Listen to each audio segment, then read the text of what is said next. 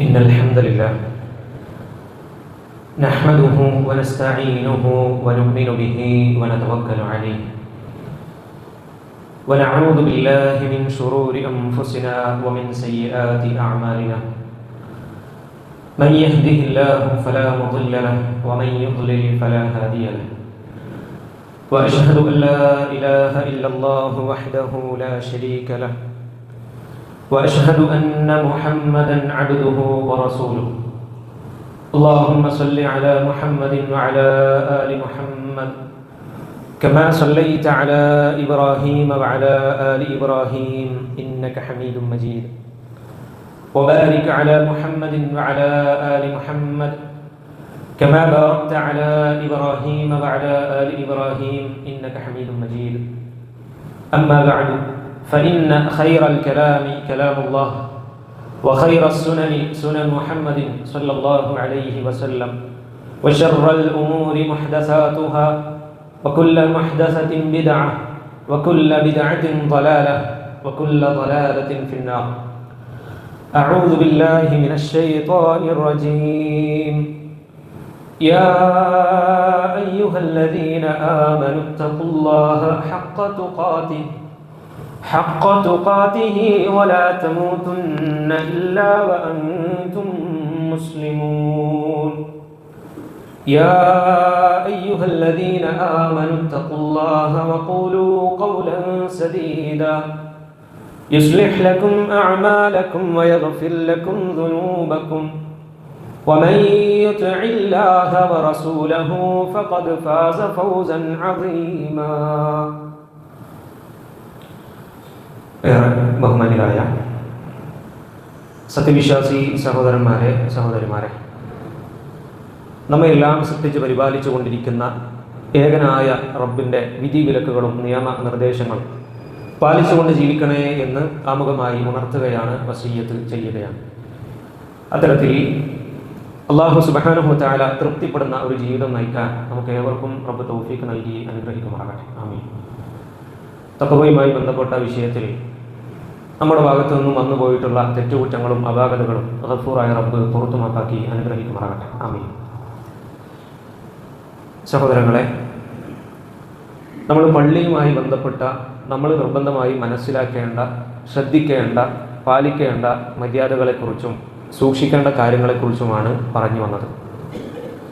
കഴിഞ്ഞ ആഴ്ച ഖുതുബയുടെ അവസാനത്തിൽ സ്വഫുമായി ബന്ധപ്പെട്ട വിഷയം സൂചിപ്പിച്ചിരുന്നല്ലോ. അപ്പം അന്ന് തന്നെ നിങ്ങളോട് പറഞ്ഞ വിഷയമാണ് സ്വഫ് കുറച്ച് ഭാഗങ്ങൾ കൂടി പറയാനുണ്ട്, തീർന്നിട്ടില്ല എന്നുള്ളത്. ആ പറഞ്ഞതിൻ്റെ ശേഷം തന്നെയാണ് ഞാൻ ഇന്ന് സൂചിപ്പിക്കാൻ ഉദ്ദേശിച്ച വിഷയം ഇവിടെയുള്ള ഒന്ന് രണ്ട് ആളുകൾ സംശയമായിട്ട് ചോദിക്കുകയും ചെയ്തു. അപ്പോൾ എന്ത് തന്നെയായാലും ഖൈറാണ്, ഇൻഷാ അല്ലാഹ് നമ്മൾ മനസ്സിലാക്കാം. പുരുഷന്മാരെ സംബന്ധിച്ചിടത്തോളം ഒന്നാമത്തെ സ്വഫാണ് ഏറ്റവും ഉത്തമമായത്, ഖൈറായത് എന്ന് റസൂലുള്ളാഹി സ്വല്ലല്ലാഹു അലൈഹി വസല്ലം പഠിപ്പിച്ചു തന്നല്ലോ. അതോടൊപ്പം തന്നെ മറ്റൊരു ഹദീസ് കൂടി നമുക്ക് കാണാൻ സാധിക്കും. ഇമാം മുസ്ലിം റഹിമഹുല്ല അദ്ദേഹത്തിൻ്റെ സ്വഹീഹിൽ 440 നമ്പറായി ഉദ്ധരിച്ച ഹദീസാണ്. ആ ഹദീസിലുള്ളത് സ്ത്രീകളെ സംബന്ധിച്ചിടത്തോളം അവർക്ക് ഏറ്റവും നല്ല, ഏറ്റവും ഉത്തമമായ സ്വഫ് എന്ന് പറയുന്നത് ഏറ്റവും പിറകിലുള്ളതാണ്, ഏറ്റവും ബേക്കിലുള്ള സ്വഫാണ് എന്ന് അറിയിക്കുന്ന ഒരു ഹദീസാണ്. ഹദീസ് സ്വഹീഹാണ്, സ്വഹീഹ് മുസ്ലിമിലുള്ള ഹദീസാണ്. പക്ഷെ ആ ഹദീസിൻ്റെ വിശദീകരണത്തിൽ ഷറഹിൽ മഹാനായ ഇമാം നവവി റഹിമഹുല്ല ഈ വിഷയത്തെക്കുറിച്ച് നമ്മൾ മനസ്സിലാക്കേണ്ട കാര്യം പറഞ്ഞു തരുന്നുണ്ട്. അദ്ദേഹം പറയാണ്, ഫൽ മുറാദു ബിൽ ഹദീസ് സുഫൂഫുൻ നിസാ അല്ലവാതി യുസല്ലീന മഅ റിജാൽ. അഥവാ അല്ലാഹുവിൻ്റെ റസൂൽ സല്ലല്ലാഹു അലൈഹി വസല്ലമയുടെ കാലത്ത് പള്ളിയുടെ വിഷയം നമുക്കറിയാം, ഒരൊറ്റ പള്ളിയാണ്. അത് പ്രത്യേകമായി പാർട്ടാക്കിയിട്ട് ഇന്ന ഭാഗം സ്ത്രീകൾക്ക്, ഇന്ന ഭാഗം പുരുഷന്മാർക്ക് എന്ന് പ്രത്യേകമായി നിർണ്ണയിക്കപ്പെട്ടിട്ടില്ല. അപ്പം അങ്ങനെയുള്ള ഒരേ മുസല്ലയിൽ നിന്ന് തന്നെ നിസ്കരിക്കുന്ന അത്തരത്തിലുള്ള പള്ളികളാണ് എങ്കിൽ അവിടെയാണ് ഈ പറഞ്ഞ ഹുക്മ് ഉദ്ദേശിക്കപ്പെടുന്നത്. വഅമ്മ ഇദാ സല്ലൈന മുതമയ്യസാത്തിൻ ലാ മഅ റിജാൽ ഫഹുന്ന കർരിജാൽ ഖൈറു സുഫൂഫിഹിന്ന അവ്വലുഹാ വശർറുഹാ ആഖിറുഹാ. എന്നാൽ നമ്മുടെ ഈ പള്ളിയിലൊക്കെ ഉള്ളതുപോലെ തന്നെ സ്ത്രീകൾക്ക് പ്രത്യേകമായി മറ്റൊരു ഭാഗം ഉണ്ട് എങ്കിൽ അവിടെ സ്ത്രീകൾ മാത്രമാണ് നിസ്കരിക്കുന്നത്, ഇവിടെ ആണുങ്ങൾ മാത്രമാണ്, പുരുഷന്മാർ മാത്രമാണ് നിസ്കരിക്കുന്നത്. അങ്ങനത്തെ ഒരു സാഹചര്യമാണ് എങ്കിൽ ഫഉന്ന കർരിജാൽ, സ്ത്രീകളും പുരുഷന്മാരുടേതുപോലെ തന്നെയാണ്. എന്തുകൊണ്ട്? അവിടെ ഖൈറു സുഫൂഫിഹിന്ന അവ്വലുഹാ. അപ്പോൾ സ്ത്രീകളുടെ ഭാഗത്ത് ഏറ്റവും അവർക്ക് ഉത്തമമായ സ്വഫ് അതാണ്. നമ്മൾ പുരുഷന്മാരുടേതുപോലെ തന്നെ സ്ത്രീകളും ഒന്നാമത്തെ സ്വഫ് നിൽക്കലാണ് ഏറ്റവും ഖൈർ. വശർറുഹാ ആഖിറുഹാ. ഇമാം നവവി റഹിമഹുല്ലാഹ് അവസാനിപ്പിക്കുന്ന അങ്ങനെയാണ്, ഏറ്റവും അവസാനത്തിൽ നിൽക്കുക എന്നുള്ളതാണ് ഏറ്റവും ഷർറായിട്ടുള്ള സ്വഫ് എന്നുള്ളതാണ്. ഓക്കെ, അല്ലാഹു അഅലം. ഒന്നാമതായി നമ്മൾ മനസ്സിലാക്കേണ്ടത് അതാണ്. രണ്ടാമത്തേത് നമ്മൾ കഴിഞ്ഞ ആഴ്ച സൂചിപ്പിച്ച കാലുകളും അതേപോലെ തന്നെ തോളും ഒരുമി നിൽക്കണം എന്നുള്ളതുമായി ബന്ധപ്പെട്ട് ഹദീസുകൾ 4 ഹദീസുകളാണ് ഇവിടെ സൂചിപ്പിച്ചത്. അപ്പോൾ ആ ഹദീസൊക്കെയും പറഞ്ഞിട്ടും ചില ആളുകൾക്കെങ്കിലും അതൊന്നും ബോധ്യപ്പെടാത്തതുപോലെ പലപ്പോഴും ചിന്തിച്ച് മനസ്സിലാക്കിയിട്ടുണ്ട്. അപ്പോൾ എന്തുകൊണ്ടാണെന്ന് ചോദിച്ചു കഴിഞ്ഞാൽ വേറൊന്നുമല്ല, നമ്മൾ കാലങ്ങളായിട്ട് ഇത് ശീലിച്ചു പോരാത്ത ആളുകളായതുകൊണ്ട് തന്നെ അപ്പോൾ പെട്ടെന്നൊരു മാറ്റം എന്നുള്ളത് ഒരു പക്ഷേ പല ആളുകൾക്കും സാധ്യമായിക്കൊള്ളുന്നില്ല. അതുകൊണ്ടാണ് പലപ്പോഴും നമ്മൾ നിസ്കരിക്കാൻ നിൽക്കുമ്പോൾ കാലടുപ്പിച്ച് നിൽക്കാൻ പറയുമ്പോൾ പോലും പല ആളുകൾക്കും അത് സാധിക്കാത്തത് വേറൊന്നും കൊണ്ടല്ല, അവരുടെ മനസ്സിലുള്ള തിന്മകൾ കൊണ്ടുമല്ല, മറിച്ച് അവർക്ക് അള്ളാഹു പുറത്തു കൊടുക്കട്ടെ. ആമീൻ. ഇനി അത് മനസ്സിലാക്കാനും ജീവിതത്തിൽ തിരുത്താനുള്ള തൗഫീക്ക് കൂടി അവർക്ക് അള്ളാഹു നൽകി അനുഗ്രഹിക്കുമാറാകട്ടെ. ആമീൻ. അതാണ് ഒന്നാമതായി സൂചിപ്പിക്കാനുള്ളത് സ്വഫുമായി ബന്ധപ്പെട്ട വിഷയം. രണ്ടാമതായി, ഇപ്പം നിസ്കാരത്തിൽ തന്നെ ഇപ്പോൾ ജമാഅത്ത് നിസ്കാരം നടന്നുകൊണ്ടിരിക്കുമ്പോൾ പലപ്പോഴും നമുക്കൊക്കെയും മനസ്സിൽ തോന്നിയിട്ടുണ്ടാകുന്ന ഒരു പ്രയാസമായിരിക്കും, തൊട്ടടുത്ത് നിൽക്കുന്ന ആൾ ഒച്ചത്തിലാണ് ചൊല്ലിക്കൊണ്ടിരിക്കുന്നത്. അപ്പം വജ്ജഹത്ത് വജ്ഹിയല്ലദീ ചൊല്ലി തുടങ്ങുമ്പോൾ അവസാനത്തിൽ സലാം വീട്ടുന്നത് വരെ നമുക്ക് സ്വന്തമായി ചൊല്ലാനുള്ള ഒരു അവസരം തൊട്ടടുത്ത ആൾ തരുന്നില്ല എന്നുള്ളതാണ്. സഹോദരങ്ങളെ, നിങ്ങളൊന്ന് ആലോചിച്ച് നോക്ക്, എത്രത്തോളം പ്രയാസം ഉണ്ടാക്കുന്നുണ്ട് ആ വിഷയം. നമ്മളൊരു പക്ഷേ അത്തഹിയാത്തുൽ മുബാറക്കാത്തു സ്വലവാത്തു ത്വയ്യിബാത്തു ഇങ്ങനെ മനസ്സിലിങ്ങനെ ചൊല്ലിക്കൊണ്ടിരിക്കുകയായിരിക്കും. ഇപ്പം നമ്മുടെ ചുണ്ടുകൾ ഇങ്ങനെ അനങ്ങുന്നുണ്ടാവും. പക്ഷേ ഇപ്പുറത്തുനിന്ന് അയാളുണ്ടാവും എവിടെയോ എത്തിയിട്ടുണ്ടോ, അഷ്ഹദു അല്ലാ ഇലാഹ ഇല്ലല്ലാഹ് വഅഷ്ഹദു അന്ന മുഹമ്മദൻ. അപ്പോൾ നമ്മൾ അവിടുന്ന് വിട്ടു, പിന്നെ നമ്മൾ ആദ്യം തുടങ്ങാണ്. പിന്നെ അപ്പോൾ ഒരു കാരണവശാലും സഹോദരങ്ങൾ, മുതിർന്ന ആളുകളുടെ അടുത്ത് നിന്നാണ് പലപ്പോഴും ഇത് കണ്ടുവരുന്നത്. അപ്പം ചെല്ലുന്ന ആളുകൾ ശ്രദ്ധിക്കുക, നമ്മുടെ അടുത്ത് നിൽക്കുന്ന ഒരാൾക്ക് നിസ്കാരത്തിൽ ഖുശൂ നഷ്ടപ്പെടുത്തുന്ന രീതിയിൽ ഉള്ള ഒരു തരത്തിലുള്ള ഒച്ചപ്പാടും ബഹളവും പാടില്ല. അത് ദിക്ർ ചൊല്ലുന്ന വിഷയമായിക്കോട്ടെ, സ്വലാത്ത് ചെല്ലുന്ന വിഷയമായിക്കോട്ടെ, നമ്മുടെ അടുത്ത് നിന്ന് നിസ്കരിക്കുന്ന ഒരാൾക്ക് നമ്മൾ കാരണം ഒരു പ്രയാസം ഉണ്ടാകാൻ പാടില്ല. അല്ലാഹു അഅലം. അതാണ് രണ്ടാമതായി മനസ്സിലാക്കാൻ കഴിയുന്നത്. മൂന്നാമതായി നമ്മൾ മനസ്സിലാക്കേണ്ട ഒരു കാര്യം, പലപ്പോഴും നമ്മൾ ചിന്തിച്ചിട്ടുണ്ടാകുന്ന ഒരു വിഷയമാണ്, പള്ളിയിൽ ദുനിയവിയായ കാര്യങ്ങൾ സംസാരിക്കാൻ പറ്റുമോ, അല്ലെങ്കിൽ ഒരാൾ നമ്മളോട് അത്തരത്തിലുള്ള ദുനിയവിയായ കാര്യം ചോദിച്ചന്വേഷിച്ചാൽ അയാൾക്ക് അതിന് ഉത്തരം പള്ളിയിൽ നിന്ന് കൊടുക്കാൻ കഴിയുമോ ഇല്ലയോ എന്നുള്ളത്. അവിടെ നമ്മൾ മനസ്സിലാക്കേണ്ടത്, മഹാനായ ഇമാം മുസ്ലിം റഹിമഹുല്ല ഉദ്ധരിക്കുന്ന ഹദീസിൽ ജാബിർ ഇബ്നു സമുറ റളിയല്ലാഹു അൻഹു, അദ്ദേഹം സ്വഹാബിയാണ്, അദ്ദേഹം പഠിപ്പിച്ചു തരുന്ന ഒരു വിഷയമുണ്ട്. കാന റസൂലുള്ളാഹി സ്വല്ലല്ലാഹു അലൈഹി വസല്ലം ലാ യഖൂമു മിൻ മുസല്ലാഹ് അല്ലദീ യുസല്ലി ഫീഹി സുബ്ഹ് ഹത്താ തത്ലുഅ ശംസ്. അല്ലാഹുവിന്റെ റസൂൽ സ്വല്ലല്ലാഹു അലൈഹി വസല്ലമയുടെ ഒരു രീതി എന്താണെന്ന് ചോദിച്ചാൽ, അല്ലാഹുവിന്റെ റസൂൽ സ്വല്ലല്ലാഹു അലൈഹി വസല്ലം സുബ്ഹി നിസ്കരിച്ചു കഴിഞ്ഞാൽ ആ മുസല്ലയിൽ നിന്നും എഴുന്നേൽക്കൂല. ഏതുവരെ? സൂര്യൻ ഉദിക്കുന്ന ഉദയത്തിന്റെ സമയം വരെ റസൂലുള്ളാഹി സ്വല്ലല്ലാഹു അലൈഹി വസല്ലം ആ മുസല്ലയിൽ തന്നെ ഉണ്ടാവുക, അങ്ങോട്ടും ഇങ്ങോട്ടും മാറില്ല. ഫഇദാ ത്വലഅത്തി ശംസു ഖാമ. എന്നാൽ സൂര്യൻ ഉദിച്ചു കഴിഞ്ഞാൽ അല്ലാഹുവിന്റെ റസൂൽ സ്വല്ലല്ലാഹു അലൈഹി വസല്ലം ആ മുസല്ലയിൽ നിന്നും എഴുന്നേറ്റ് പോകും. വകാനൂ യതഹദ്ദസൂന ഫയഖുദൂന ഫീ അംരിൽ ജാഹിലിയ്യ ഫയദ്ഹഖൂന വയതബസ്സം. അവിടെയാണ് നമ്മൾ പറയുന്ന വിഷയം. അഥവാ റസൂലുള്ളാഹി സ്വല്ലല്ലാഹു അലൈഹി വസല്ലം പള്ളിയിൽ ഉണ്ടായിരിക്കെ തന്നെ പിറകിൽ നിന്നും സ്വഹാബത്ത് ജാഹിലിയത്തിലുള്ള അവരുടെ പല കാര്യങ്ങളും അവർ പള്ളിയിൽ നിന്ന് സംസാരിച്ചിരുന്നു. വക്കാനു യദ്ഹഖൂന എന്നാണ് പറഞ്ഞത്. അവരങ്ങോട്ടും ഇങ്ങോട്ടും ചില കാര്യങ്ങൾ പറയുമ്പോൾ തമാശ ഉണ്ടാവും, അപ്പോൾ ചില മെല്ലെ ചിരിക്കും. ചിരിക്കാന്ന് പറഞ്ഞാൽ എന്താ? പൊട്ടിച്ചിരിച്ച് അവിടെ സുന്നത്ത് നിസ്കരിക്കുന്ന ആൾക്കോ ഖുർആൻ പാരായണം ചെയ്യുന്ന ആൾക്കോ അല്ലെങ്കിൽ വേറെ എന്തെങ്കിലും ഒരു ദിക്ർ ചൊല്ലുന്ന ആൾക്കോ പ്രയാസം ഉണ്ടാകുന്ന രീതിയിൽ ആ അട്ടഹസിച്ച് ചിരിക്കുക എന്നുള്ളതല്ല, മറിച്ച് അവിടെ ചിരിയാണ് ഉദ്ദേശിക്കുന്നത്, അട്ടഹാസമല്ല. ഓക്കെ, അപ്പോൾ അതുപോലും ഇവിടെ ഹലാലാക്കപ്പെട്ടതാണ് പള്ളിയിൽ എന്ന് നമ്മൾ മനസ്സിലാക്കേണ്ടതുണ്ട്. എന്നാൽ പലപ്പോഴും നമ്മളൊക്കെയും ചിന്തിക്കുന്ന ഒരു വിഷയം എന്താണെന്ന് വെച്ച് കഴിഞ്ഞാൽ, അപ്പോൾ പള്ളിയിൽ നിന്ന് ബാക്കിയുള്ളിടത്ത് പോലെ തന്നെ സംസാരിക്കാൻ പറ്റുമല്ലോ, അപ്പോൾ എന്തോ സംസാരിക്കാന്നാണോ? അല്ല, എന്തോ സംസാരിക്കാൻ പറ്റൂല. ബാത്തിലായിട്ടുള്ള അഥവാ നമുക്കൊരു ഉപകാരവും ചെയ്യാത്ത അല്ലെങ്കിൽ ഉപദ്രവങ്ങൾ മാത്രം നമുക്ക് കിട്ടുന്ന തരത്തിലുള്ള സംസാരങ്ങൾ, അതൊരു വാക്കാണെങ്കിലും ആ വാക്ക് പോലും പറയാൻ പാടില്ല. അല്ലാഹുവിന്റെ റസൂൽ സല്ലല്ലാഹു അലൈഹി വസല്ലം പഠിപ്പിച്ചു, പള്ളിയിൽ നിന്ന് മാത്രമല്ല, മിൻ ഹുസ്നി ഇസ്ലാമിൽ മർഇ തർക്കുഹു മാ ലാ യഅനീഹ്. നമുക്ക് ഉപകാരമില്ലാത്തൊരു സംഗതി ഒഴിവാക്കുക, അത് മിണ്ടാതിരിക്കുക, ചെയ്യാതിരിക്കുക എന്നുള്ളത് നമ്മുടെ ഇസ്ലാം നന്നാകുന്നതിൻ്റെ ഭാഗമായിട്ടാണ് റസൂലുള്ളാഹി സ്വല്ലല്ലാഹു അലൈഹി വസല്ലം പഠിപ്പിച്ചിരുന്നത്. മാത്രവുമല്ല, പള്ളിയിൽ ഇരുന്നിട്ട് ഗീബത്തും നമീമത്തും പറയുന്ന ഒരു സാഹചര്യം നമുക്കുണ്ട് എങ്കിൽ പടച്ചോൻ കാക്കട്ടെ. മഹാനായ ഇബ്നു തൈമിയ്യ റഹിമഹുല്ലാ ശൈഖുൽ ഇസ്ലാം പറയുന്നുണ്ട്, വഅമ്മൽ കലാമു അല്ലദീ ലാ യുഹിബ്ബുഹുല്ലാഹ് അല്ലദീ യുഹിബ്ബുഹുല്ലാഹു വറസൂലുഹു ഫിൽ മസ്ജിദ് ഫഹസൻ. അഥവാ അല്ലാഹുവിനും റസൂലും തൃപ്തികരമായിട്ടുള്ള നല്ല സംസാരങ്ങളാണ് എങ്കിൽ അതാണ് ഇവിടെ ഹലാലാക്കപ്പെട്ട സംസാരം എന്ന് പറയുന്നത്. പള്ളിയിൽ നമുക്ക് സംസാരിക്കുന്നതിന് പ്രശ്നമില്ല. വഅമ്മൽ മുഹറം ഫഹുവ ഫിൽ മസ്ജിദ് അശദ്ദു തഹ്രീമാ. എന്നാൽ ഗീബത്ത് പോലെയുള്ള, നമീമത്ത് പോലെയുള്ള, കളവ് പോലെയുള്ള, തോന്നിവാസങ്ങൾ പോലെയുള്ള, സംസാരങ്ങളിൽ വരുന്ന മ്ലേച്ഛതകൾ പോലെയുള്ള പല കാര്യങ്ങളും പള്ളിയിൽ നിന്ന് നമ്മൾ അത്തരം കാര്യങ്ങൾ സംസാരിക്കുമ്പോൾ അശദ്ദ തഹ്രീമാ, ആ തിന്മക്ക് ഒന്നുകൂടി ഗൗരവം കൂടാണ്. ഏതുപോലെ നമ്മൾ പറയാറുണ്ടല്ലോ, റമളാൻ മാസത്തിൽ നമ്മൾ കളവ് പറയാൻ പാടില്ല, അത് വലിയ തെറ്റാണെന്ന് പറയും. അപ്പം റമളാൻ മാസം അല്ലാത്ത മാസങ്ങളിൽ കളവ് പറയാൻ പറ്റുമോ? പറ്റൂലല്ലോ. അതേപോലെ തന്നെ അശദ്ദു തഹ്രീമ, അല്ലാഹു സുബ്ഹാനഹു വതആലയിലേക്ക് പ്രിയങ്കരമാക്കപ്പെട്ട പള്ളിയിലേക്ക് നമ്മൾ എത്തിയിട്ട് അവിടെ നിന്നാണ് നമ്മൾ ഹറാമായ ഒരു കാര്യം സംസാരിക്കുന്നത് എങ്കിൽ, ഡിസ്കസ് ചെയ്യുന്നത് എങ്കിൽ, ഗീബത്ത് പറയുന്നത് എങ്കിൽ, നമീമത്ത് പറയുന്നത് എങ്കിൽ, തോന്നിയാസം പറയുന്നത് എങ്കിൽ, തെറി വിളിക്കുന്നത് എങ്കിൽ ആ തിന്മക്ക് ഒന്നുകൂടി ഗൗരവം കൂടുകയാണ് എന്ന് മഹാനായ ഇബ്നു തൈമിയ്യ റഹിമഹുല്ലാ വളരെ കൃത്യമായിട്ട് പഠിപ്പിച്ചേക്കാം. അപ്പോൾ അതാണ് അവിടെ നമ്മൾ മനസ്സിലാക്കേണ്ട കാര്യം. അല്ലാഹു അഅലം. 3 കാര്യങ്ങളാണ് സൂചിപ്പിച്ചത്. പിന്നെ 4-മത്തെ ഒരു കാര്യം, പലപ്പോഴും പള്ളിയിൽ നിന്നും തഹിയത്ത് നിസ്കരിച്ചുകൊണ്ടിരിക്കുമ്പോൾ, തഹിയത്ത് നമുക്കറിയാം ജമാഅത്ത് നിസ്കാരം നടന്നുകൊടുക്കുമ്പോൾ തഹിയത്തോ മറ്റു സുന്നത്തുകളോ ഒന്നും പാടില്ലല്ലോ. അപ്പോൾ അല്ലാത്തൊരു സമയം, ഇപ്പോൾ ഒന്നുകിൽ മഗ്‌രിബിന് ബാങ്ക് കൊടുത്തു, മഗ്‌രിബിൻ്റെ ഇഖാമത്ത് കൊടുക്കുന്നതിനിടയിൽ പള്ളിയിലേക്ക് ഒരാൾ തഹിയത്ത് നിസ്കരിക്കാൻ വേണ്ടി കയറി. അങ്ങനെ അയാൾ തഹിയത്ത് നിസ്കരിച്ചുകൊണ്ടിരിക്കുമ്പോൾ അയാൾക്ക് നിസ്കാരത്തിൽ കോൺസെൻട്രേറ്റ് ചെയ്യാൻ കഴിയുന്നില്ല, ഖുശൂഅോടുകൂടി നിസ്കാരത്തിൽ ചൊല്ലാനും ഒന്നും കഴിയുന്നില്ല. എന്താ കാരണം? പലപ്പോഴും പള്ളികളിൽ ബാങ്കിൻ്റെ ഇഖാമത്തിൻ്റെ ഇടയ്ക്ക് നടക്കുന്ന ഒരു ചടങ്ങുണ്ട്. എന്താ ചടങ്ങെന്ന് അറിയോ? ഇപ്പുറത്തെ ആളിലേക്ക് ഇങ്ങനെ നോക്കും, എന്തെങ്കിലുമൊക്കെ സംസാരിക്കാനുണ്ടാവും. കാരണം സംസാരം ഹലാലാണെന്നുണ്ടല്ലോ, സംസാരം ഹലാലാണ്, പക്ഷേ അവിടെ ശ്രദ്ധിക്കേണ്ടത് നമ്മൾ ശ്രദ്ധിക്കുന്ന വേണം. നേരത്തെ സൂചിപ്പിച്ചെന്താ, ജമാഅത്ത് നിസ്കാരം നടക്കുമ്പോൾ നമ്മുടെ അരികിലുള്ള ഒരു സഹോദരനെ നമ്മൾ ദിക്ർ ചെല്ലുന്നത് ഒരു ഉറക്കെ ആയി എന്നതുകൊണ്ട് അതുപോലും പറ്റൂല എന്ന് പറഞ്ഞു.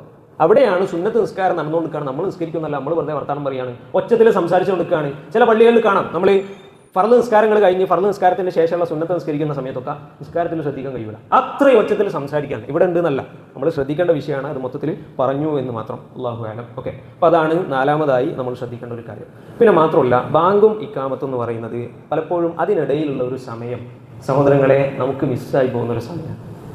അള്ളാഹുവിൻ്റെ റസൂൽ സല്ലല്ലാഹു അലൈഹി വസല്ലമ പറഞ്ഞു, അദ്ദുആ, നമ്മൾ പ്രാർത്ഥിക്കുന്ന ഒരു പ്രാർത്ഥന, മാ ബൈനൽ അദാനി വൽ ഇഖാമ, അദാൻ അഥവാ ബാങ്കിൻ്റെയും ഇഖാമത്തിൻ്റെ ഇടയിലുള്ള പ്രാർത്ഥന ലാ യുറദ്ദു, അത് തട്ടപ്പെടൂല, അഥവാ അതിന് ഉത്തരം ലഭിക്കും. അള്ളാഹുവിൻ്റെ റസൂൽ സല്ലല്ലാഹു അലൈഹി വസല്ലം ഉത്തരം ലഭിക്കും എന്ന് പ്രത്യേകമായി എടുത്തു പറഞ്ഞ ഒരു വേള കൂടിയാണ് ബാങ്കിൻ്റെ ഇഖാമത്തിൻ്റെ ഇടയ്ക്കുള്ള സമയം. ബാങ്കിൻ്റെ ഇഖാമത്തിൻ്റെ ഇടയ്ക്കുള്ള സമയം ദുആ ചെയ്യാൻ നമുക്ക് കഴിയാറുണ്ടോ? നമുക്കൊക്കെ എന്തൊക്കെ ചോദിക്കാണ്ട് സഹോദരങ്ങളെ? ചോദിക്കാൻ ഇല്ലായിട്ടാണോ? സങ്കടങ്ങൾ പറയാൻ ഇല്ലായിട്ടാണോ? പടച്ചോനിലേക്ക് അടുക്കാൻ മാർഗ്ഗം ഇല്ലായിട്ടാണോ നമ്മൾ പ്രാർത്ഥിക്കാത്തത്? അതുകൊണ്ട് തന്നെ ആ വിഷയത്തിൽ പ്രത്യേക ഒരു ഗൗരവം, ഒരു ശ്രദ്ധ നമുക്ക് കാണിക്കാൻ സാധിക്കേണ്ടതുണ്ട്. അല്ലാഹു സുബ്ഹാനഹു വ തആല കാര്യങ്ങൾ കൃത്യമായി മനസ്സിലാക്കാനുള്ള തൗഫീഖ് നമുക്ക് നൽകി അനുഗ്രഹിക്കുമാറാകട്ടെ. ജീവിതത്തിൽ പകർത്താനുള്ള തൗഫീഖ് കൂടി നമുക്ക് നൽകി അനുഗ്രഹിക്കുമാറാകട്ടെ. അഞ്ചാമതായി നമ്മൾ മനസ്സിലാക്കേണ്ട ഒരു കാര്യമാണ് പള്ളിയിൽ ഉറങ്ങുന്നതിനെ സംബന്ധിച്ച്. ഖുത്ബൻ്റെ ഇടയിലല്ല കേട്ടോ, നിങ്ങളാരും ഉറങ്ങുന്നുണ്ട് എന്നല്ല, ഖുത്ബൻ്റെ ഇടയിലുള്ള ഉറക്കിനെ കുറിച്ചല്ല സൂചിപ്പിക്കുന്നത്. ഓക്കെ, മഹാനായ തിർമിദി റഹിമഹുല്ലാ അദ്ദേഹത്തിൻ്റെ ജാമിഉ തിർമിദിയിൽ സ്വഹീഹായ ഒരു ഹദീസ് നമുക്ക് പഠിപ്പിച്ചു തരുന്നുണ്ട്. മഹാനായ ഇബ്നു ഉമർ റളിയല്ലാഹു അൻഹുമ, അള്ളാഹുവിൻ്റെ റസൂൽ സല്ലല്ലാഹു അലൈഹി വസല്ലമയുടെ കാലത്ത് അവരൊക്കെ ഉറങ്ങിയതിനെ കുറിച്ച് പറയാം. എന്താണെന്നറിയോ? കുന്നാ നനാമു അലാ അഹ്ദി റസൂലില്ലാഹി സ്വല്ലല്ലാഹു അലൈഹി വസല്ലം ഫിൽ മസ്ജിദി വനഹ്നു ശബാബുൻ, ഞങ്ങൾ കുറച്ച് യുവാക്കൾ അള്ളാഹുവിൻ്റെ റസൂൽ സല്ലല്ലാഹു അലൈഹി വസല്ലമയുടെ കാലത്ത് പള്ളിയിൽ രാത്രി ഉറങ്ങാറുണ്ടായിരുന്നു എന്നുള്ളത്. അപ്പോൾ പള്ളി എന്ന് പറയുന്നത് നിസ്കാരത്തിനും അതേപോലെ തന്നെ ബാക്കിയുള്ള ആരാധനാ കർമ്മങ്ങൾക്കും മാത്രമുള്ളതല്ല. പള്ളി എന്നൊരു മഹല്ലാണ് യഥാർത്ഥത്തിൽ. അവിടത്തേക്ക് ഒരു മുസ്ലിം ഒരു ആവശ്യം അത് അങ്ങോട്ട് വരാൻ കഴിയണം. ഇന്നെന്താ വെച്ചാൽ പള്ളി എന്ന് പറഞ്ഞാൽ നമ്മളെ സംബന്ധിച്ചിടത്തോളം 5 വക്ത് നിസ്കരിക്കാൻ വരുന്നു, ജുമാക്ക് വരുന്നു, എന്തെങ്കിലുമൊക്കെ ക്ലാസ് ഉണ്ടെങ്കിൽ റമദാനാണ്, അങ്ങനെ പ്രത്യേക അവസരങ്ങൾ മാത്രം വരുന്ന ഒരു സ്ഥലമായി മാറിപ്പോയി.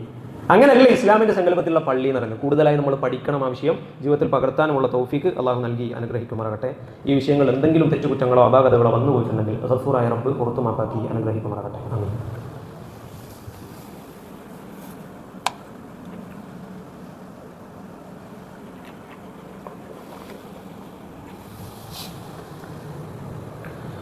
إن الحمد لله رب العالمين وصلى الله على نبينا محمد وعلى آله وصحبه ومن تبعهم بإحسان إلى يوم الدين أما بعد يا عباد الله اتقوا الله. അള്ളാഹുവിൻ്റെ വിധിവിലക്കുകളും നിയമ നിർദ്ദേശങ്ങളും പാലിച്ചുകൊണ്ട് ജീവിക്കണേ എന്ന് രണ്ടാമതൊരു വട്ടം കൂടി ഉണർത്തുകയാണ്, വസിയ്യത്ത് ചെയ്യുകയാണ്. റബ്ബ് അനുഗ്രഹിക്കുമാറാകട്ടെ. ആമീൻ. പള്ളിയുമായി ബന്ധപ്പെട്ട് നമ്മൾ മനസ്സിലാക്കേണ്ട പ്രധാനപ്പെട്ട 5 കാര്യങ്ങളെക്കുറിച്ചാണ് സൂചിപ്പിച്ചത്. ജീവിതത്തിൽ പകർത്താനുള്ള തൗഫീഖ് അല്ലാഹു നമുക്ക് ഏവർക്കും നൽകി അനുഗ്രഹിക്കുമാറാകട്ടെ. ആമീൻ. ആറാമതായി നമ്മൾ മനസ്സിലാക്കേണ്ടത് പള്ളിയിൽ വെച്ച് കച്ചവടം നടത്തുന്ന ചില ആൾക്കാരുണ്ട്. ഇവിടെ നടക്കുന്നുണ്ട് എന്നല്ല പറഞ്ഞത്, പള്ളിയിൽ വെച്ച് കച്ചവടം നടത്തുന്ന ചില ആളുകളുണ്ട്. അവിടെ നമ്മൾ മനസ്സിലാക്കേണ്ട ഒരു കാര്യം എന്താണെന്ന് വെച്ചാൽ അള്ളാഹുവിൻ്റെ റസൂൽ സല്ലല്ലാഹു അലൈഹി വസല്ലം ഇമാം തിർമിദി റഹിമഹുല്ലാഹ് ഉദ്ധരിക്കുന്ന ഹദീസാണ്. ഇദാ റഅയ്തും മൻ യബീഉ ഔ യബ്തഉ ഫീ മസ്ജിദ് ഫഖൂലു, പള്ളിയിൽ നിങ്ങൾ ഇങ്ങനെ നിസ്കരിക്കുമ്പോൾ അല്ലെങ്കിൽ പള്ളിയിലേക്ക് ഇങ്ങനെ കയറുമ്പോൾ പള്ളിയിൽ വെച്ച് ആരെങ്കിലും എന്തെങ്കിലും സാധനം വിൽക്കോ വാങ്ങുകയോ ചെയ്യുകയാണെന്ന് എന്നുണ്ടെങ്കിൽ ഫഖൂലു, നിങ്ങൾ പറയണം ലാ അർബഹല്ലാഹു തിജാറതക്, നിങ്ങളുടെ ഈ കച്ചവടത്തിൽ പടച്ചോൻ ലാഭം ഉണ്ടാക്കാതിരിക്കട്ടെ, ലാഭം തരാതിരിക്കട്ടെ. എന്തുകൊണ്ടാണെന്ന് ചോദിച്ചാൽ മറ്റൊരു ഹദീസിൽ അള്ളാഹുവിൻ്റെ റസൂൽ സല്ലല്ലാഹു അലൈഹി വസല്ലം പറഞ്ഞു, ഫഇന്നൽ മസാജിദ ലം തുബ്ന ലിഹാദാ, അതാണ് ആ വിഷയം. പള്ളി എന്ന് പറഞ്ഞത് കച്ചവടത്തിന് വേണ്ടിയിട്ടുള്ളതല്ല. ഞാൻ നേരത്തെ പറഞ്ഞല്ലോ, പള്ളി എന്ന് പറഞ്ഞാൽ നിസ്കാരത്തിന് മാത്രമുള്ളതല്ല. അപ്പോൾ ചില ആൾക്കാർ എക്സ്ട്രീമായിട്ട് ചിന്തിച്ചിട്ട് എന്ത് ചെയ്യും, കച്ചവടം വരെ പള്ളിയിലേക്ക് കൊണ്ടുവരാൻ ശ്രമിക്കും. അപ്പോൾ പറ്റൂല, ഹറാമാണ്, ചെയ്യാൻ പാടില്ല. മാത്രമല്ല എത്രത്തോളം എന്ന് വെച്ചാൽ പള്ളിയിൽ നിന്ന് എന്തെങ്കിലും ഒരു സാധനം കാണാണ്ടായാൽ, അല്ലോ എൻ്റെ ഒരു കാര്യം കാണാണ്ടായി പോയിട്ടുണ്ട്, ആരെ എടുത്തിനോ എന്ന് പോലും പള്ളിയിൽ നിന്ന് ചോദിക്കാൻ പാടില്ല എന്നുള്ളതാണ്. എന്തുകൊണ്ടായിരിക്കും? നമ്മളൊന്ന് ആലോചിച്ച് നോക്ക്, പള്ളി എന്തിനുള്ളതാണ് യഥാർത്ഥത്തിൽ? ഒരു നിസ്കാരം നടക്കുന്ന സമയത്ത് അല്ലെങ്കിൽ നിസ്കാരത്തിലേക്ക് കാത്തിരിക്കുന്ന സമയത്ത്, നിസ്കാരം കഴിഞ്ഞാലൊക്കെ സുന്നത്ത് ഒരുപാട് അള്ളാഹുവിൻ്റെ റസൂൽ സല്ലല്ലാഹു അലൈഹി വസല്ലം പഠിപ്പിച്ചു തന്നിട്ടുണ്ട്.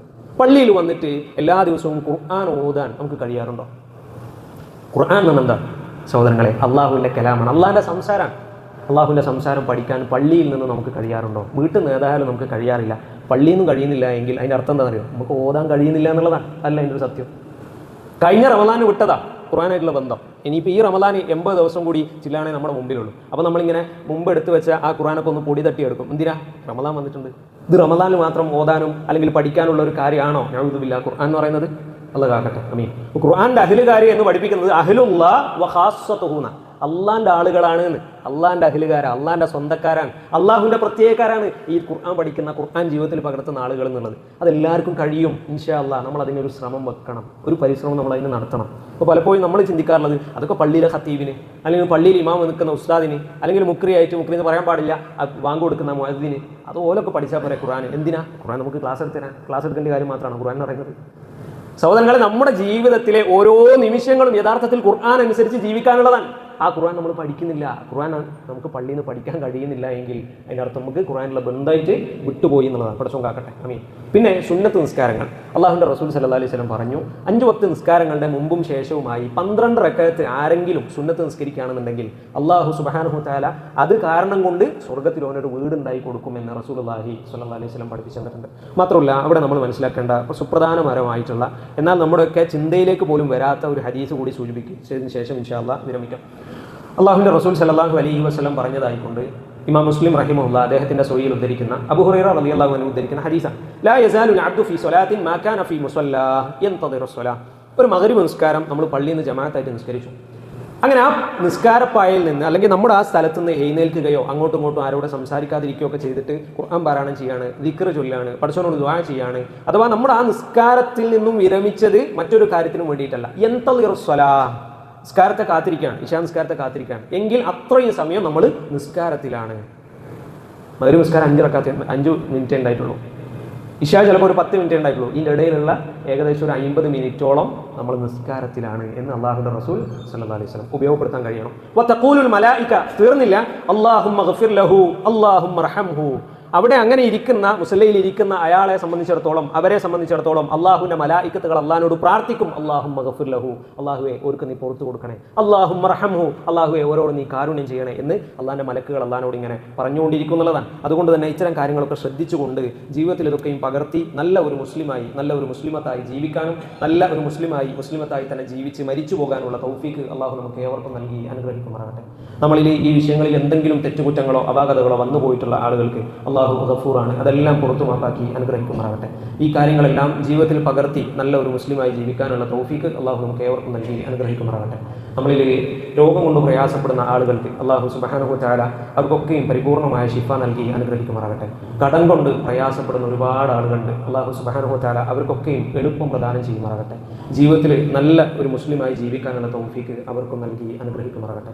പലിശയുമായി ബന്ധപ്പെട്ട് പോയിട്ട് അതിൽ നിന്നും ഒഴിവാകാൻ പറ്റാതെ ഇടങ്ങാറാകുന്ന അല്ലെങ്കിൽ അത്തരത്തിലുള്ള ഹറാമുകൾ ജീവിതത്തിൽ ഇങ്ങനെ കൊണ്ടുപോകുന്ന ആളുകൾ ഇപ്പോഴുണ്ട്. പറച്ചോളൂ, അള്ളാഹു അവർക്കൊക്കെയും കൃത്യമായ ഹിദായത്ത് നൽകി അനുഗ്രഹിക്കുമാറാകട്ടെ. അതൊക്കെയും ഒഴിവാക്കി ജീവിക്കാനുള്ള തൗഫീക്കും അള്ളാഹു നൽകി അനുഗ്രഹിക്കുമാറാകട്ടെ. അല്ലാഹുമ്മ അഇസ്സൽ ഇസ്ലാമ വൽ മുസ്ലിമീൻ വഅദില്ല الشرك والمشركين. اللهم أعز الإسلام والمسلمين وأذل الشرك والمشركين. اللهم أعز الإسلام والمسلمين وأذل الشرك والمشركين. ربنا ارحمهما كما ربيانا صغارا. ربنا ارحمهما كما ربيانا صغارا. ربنا ارحمهما كما ربيانا صغارا. اللهم إنا نسألك الجنة ونعوذ بك من النار. اللهم إنا نسألك الجنة ونعوذ بك من النار. اللهم إنا نسألك الجنة ونعوذ بك من النار. اللهم يا مقلب القلوب ثبت قلوبنا على دينك. اللهم يا مقلب القلوب ثبت قلوبنا على دينك. اللهم يا مقلب القلوب ثبت قلوبنا على دينك. ربنا هب لنا من أزواجنا وذرياتنا قرة أعين واجعلنا للمتقين إماما. ربنا هب لنا من أزواجنا وذرياتنا قرة أعين واجعلنا للمتقين إماما. ربنا هب لنا من أزواجنا وذرياتنا قرة أعين واجعلنا للمتقين إماما. ربنا آتنا في الدنيا حسنة وفي الآخرة حسنة وقنا عذاب النار. ربنا تقبل منا إنك أنت السميع العليم وتب علينا إنك أنت التواب الرحيم. آمين آمين برحمتك يا أرحم الراحمين. وصلى الله على نبينا محمد والحمد لله رب العالمين.